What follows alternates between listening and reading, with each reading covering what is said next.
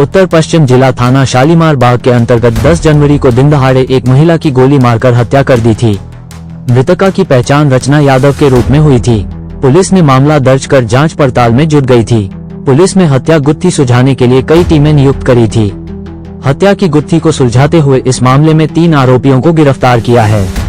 पकड़े गए आरोपियों का नाम 1 निखिल पुत्र सतबीर, निवासी ग्राम खांदरा, जिला पानीपत, हरियाणा, आयु 22 वर्ष। 2 सुमित पुत्र हवा सिंह, निवासी ग्राम बरजटन, जिला पानीपत, हरियाणा, आयु 23 वर्ष और 3 भरत यादव पुत्र नरेंद्र, निवासी भलसवा ग्राम, दिल्ली, आयु 33 वर्ष को गिरफ्तार किया है।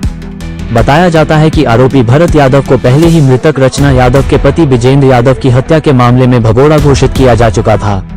उसकी गिरफ्तारी पर 20,000 रुपये का इनाम भी घोषित किया गया था। उत्तर पश्चिम जिले के ऑपरेशन सेल की टीम ने गिरफ्तारी और इस सनसनीखेज मामले का सफलतापूर्वक सुलझाने का दावा किया है। अपराध में इस्तेमाल की गई एक यामाहा एफ बाइक और एक ग्रैंड आई 10 कार आरोपियों के कब्जे से बरामद की गई। जानकारी के अनुसार 10 जनवरी को लगभग सुबह 11 बजे शालीमार बाग पुलिस स्टेशन में एक पीसीआर कॉल प्राप्त हुई, जिसमें बताया गया कि दिल्ली के पूर्वी शालीमार बाग स्थित बीसी ब्लॉक के गेट नंबर 4 के पास एक अज्ञात व्यक्ति ने एक महिला को गोली मार दी है और वह बुरी तरह से खून बह रहा है। सूचना पाकर मौके पर पहुंची पुलिस ने महिला का शव औंधे मुंह पड़ा मिला। सिर से अत्यधिक रक्तस्राव हो रहा था और माथे पर गोली का निशान स्पष्ट रूप से दिखाई दे रहा था। आरोपी से पूछताछ के दौरान पता चला कि एक अन्य सह आरोपी सुमित पुत्र हवा सिंह, निवासी गांव बरजटन, जिला पानीपत, हरियाणा, ने अपराध के दौरान मोटरसाइकिल चलाई थी। पुलिस ने एक अलग दल भेजा गया और सुमित को उसके गांव से गिरफ्तार किया। उसने अपराध में अपनी भूमिका स्वीकार कर ली। बताया जाता है कि लगातार गहन पूछताछ के दौरान आरोपियों ने अपराध में अपनी भूमिका स्वीकार की और हत्या से पहले की घटनाओं का विस्तृत विवरण दिया। आरोपी निखिल ने खुलासा किया है कि घटना से कुछ दिन पहले भरत यादव नामक एक व्यक्ति ने उससे संपर्क किया था, जिसका संबंध विजेंद्र यादव हत्याकांड से था। भरत यादव ने उन्हें सूचित किया कि रचना यादव पति के हत्या के मामले में एक महत्वपूर्ण गवाह थी। आइए देखते हैं टोटल खबरें वरिष्ठ संवाददाता राजेश खन्ना की इस रिपोर्ट में।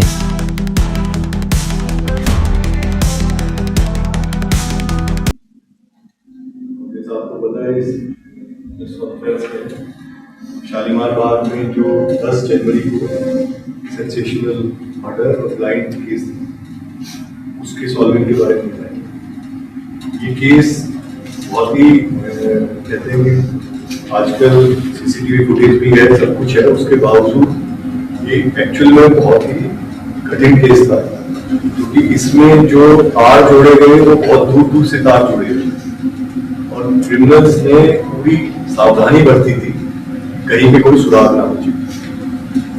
हालांकि शक भरत यादव पे शुरू से था क्योंकि इनका पुराना डिस्प्यूट था, बट उसका पिछले 2 साल से पता नहीं था। वो 2 साल से बिहार में रहे, जो अब हमें पता चला जब हमने उसको वहां से तो उसने ये सारी कॉन्स्पिरेसी। इसमें खास बात यह है कि 2023 में भी एक मर्डर हुआ, इसमें विजेंद्र नाम का शख्स की हत्या हुई और उससे पहले एक अटेम्प्ट टू मर्डर हुआ था, जिसके अंदर इसके भरत के भाई के ऊपर अटैक हुआ। तो ऐसे इनकी कई साल पुरानी लाइबिलिटीज की है। विजेंद्र के ऊपर भी लगभग 1 दर्जन केस और भरत के ऊपर अभी दूसरा केस हो गया। पहले मर्डर था, तो 10 तारीख को जब ये शुरुआत होती है, जब सुबह 10:30 बजे जो विक्टिम है वो कहीं शोक सभा से आती है अपने घर के बाहर, मोटरसाइकिल पे 2 लड़के आते हैं, शूट करके चले जाते। उसके बाद हमने हमारे जॉइंट सीपी नॉर्दर्न रेंज के एडिशनल सीपी मिशन से और कुछ हद तक एडिशनल सीपी रोहिणी राजीव रंजन, उनके स्टाफ ने भी इसमें योगदान दिया और बहुत सारी टीमें बनाई गई। उसको सीसीटीवी को भी चारों तरफ से ड्रिल किया गया, आगे बैकवर्ड लिंकेजेस वहाँ पे जो टेक्निकली फोन जो उस समय मौके पे थे वो सबको खंगाला गया और काफी मशक्कत के बाद इसमें फाइनली हम लोग टेक्निकली इस मुकाम पे पहुंचे कि शूटर को हम आइडेंटिफाई करें। शूटर ने तब से अपने फोन वोन सब ऑफ कर रखे और ये हमें जरूर पता चल गया कि हरियाणा पानीपत से नाम से है, बट उसका लोकेशन फाइंड आउट करने में फिर समय लगा क्योंकि इसने उसको बिहार में बुला दिया। और कल जब फाइनली हमारी जो टीम्स थी और सिस्टम वो जब गई तो पहले भागलपुर पोजीशन थी, कटिहार में जाके फाइनली जंगल में एक हट से इनको पकड़ा गया और उस जंगल में काफी मशक्कत करनी पड़ी। सीआरपीएफ वगैरह वहाँ पे थी, लोकल पुलिस को भी रूप में रखा और फिर कल रात में इनको वापस लाया गया। और जब इनका इंटरोगेशन हुआ है तो उसमें यही बात सामने आ गई कि भरत यादव हालांकि उसके साथी सारे अभी भी जेल में हैं, ये प्रोक्लेम्ड ऑफेंडर है, पता नहीं है, तो इसने ये साजिश रची थी कि जो मेन उसकी वाइफ जो उसकी पैरवी कर रही है अगर वो रास्ते से हटे तो केस में कुछ रिलीफ मिल सकता। तो इसने और इसमें जो लड़के इसने जुटाए वो दूर दूर के लड़के, मतलब एक वहां पे हरियाणा में कोई फार्म है, कोई किसान है, मशरूम फार्मिंग करता है, उसके मार्फत जो मेन शूटर है निखिल के तक है। निखिल ने फिर आगे अपने दोस्त सुमित को हक किया और इसमें अभी 3, 4, 5 लोग और भी है जिनकी इंफॉर्मेशन चल रही है, सबका रोल क्लियर किया जा रहा है। जैसे जैसे रोल क्लियर होगा तो टेस्ट भी आज का हल है, क्योंकि अभी जब इतने दूर से हम उनको लेके आए तो काफी विरोधाभास है उनके बयानों में और कुछ, क्योंकि हर आदमी ये कहता मैं तो निर्दोष हूँ, जब तक उसको हम कोऑपरेट नहीं कर लेते सारे सबूत और एविडेंस के साथ तब तक वो अपने निर्दोष की कहानी सुनाता रहता है। लेकिन इनके पुख्ता एविडेंस थे, इन तीनों को तो अरेस्ट कर लिया, बाकी की भी कार्रवाई जल्दी करने लगे।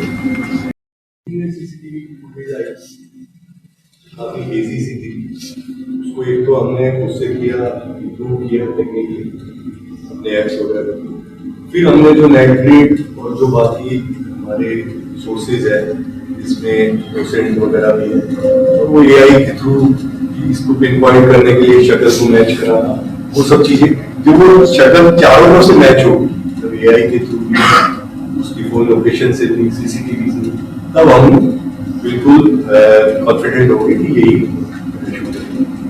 सर जो विजेंद्र के हत्या में पहले जो 2023 में 2 अंदर बंद पड़े गए उनको भी इसमें आरोपी बनाया जाएगा? अभी देखिए मैं इसलिए मैं आपको कह रहा हूँ क्योंकि वो अंदर है, कॉन्स्पिरेसी में हो सकता है किस किस का रोल निकल के आएगा। 3-4 लड़के तो ऑलरेडी हमारे पास है जिनको हम पूछताछ कर रहे हैं, जो 3 के अलावा।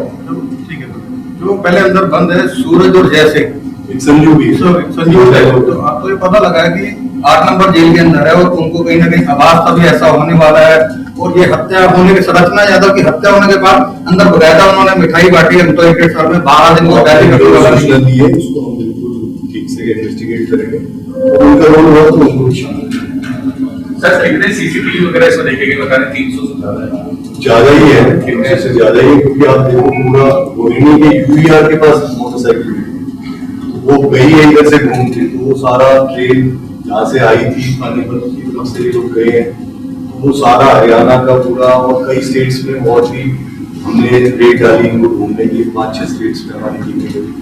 तो सीसीटीवी भी है, ऐसे ही मोबाइल नंबर भी कोई हजारों खंगाले गए और सभी टीमों ने अलग अलग अपने खंगाले, फिर बाद में एक टीम ने पहले निकाला फिर दूसरी टीम का उससे कोऑपरेट हुआ तो हम लोग निश्चित हो गए। सर ये निखिल और जो सुमित दो को पकड़ा है इनका पहला इन्वॉल्वमेंट है, इससे पहले किसी केस में ये इन्वॉल्व नहीं, तो ये क्यों इसमें शामिल हुए? अभी इसमें भी अभी आज क्लियर करेंगे इसमें कितना अमाउंट का ट्रांजेक्शन हुआ है, कितने की सुपारी थी। अभी तो शुरुआत में तो यही करेंगे, हो सकता है कुछ यारी दोस्ती में भी किसी ने काम किया हो, किसी ने पैसे के लिए किया हो, सबका रोल हम एस्टेब्लिश कर रहे हैं। सर जो डॉक्टर्स हैं उनका ये कहना है कि फादर की हत्या के बाद लगातार मां को धमकियां मिली, फिर पुलिस को जानकारी दी लेकिन कोई सुरक्षा प्रोवाइड नहीं की। ये देखिए ये जो था 2023-24 में ऐसी चीजें हुई थी और उस समय एक्शन भी लिया गया था, लेकिन हाल फिलहाल में इन 3 साल से ऐसा लग रहा था कि इस तरह का डेवलपमेंट नहीं हुआ। आप बिल्कुल आपसे आपकी बात का मैं जवाब दे रहा हूँ।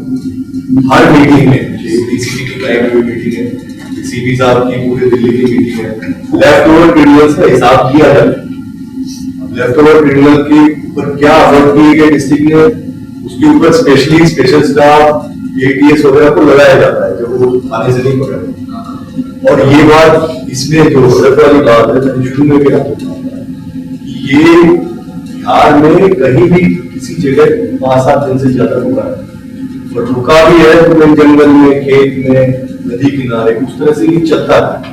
अगर ये इस तरह से रडार पे नहीं आया, और इसमें ठीक है बहुत सारे क्रिमिनल्स हैं जो अभी भी बचे हुए हैं, वो निरंतर एक एक्सरसाइज है, उसको हम ये नहीं कह सकते आज के दिन कोई लेफ्ट ओवर नहीं, वो हम लगे रहते हैं, वो भागते रहते हैं कि पुलिस और चोर का तो चलता है।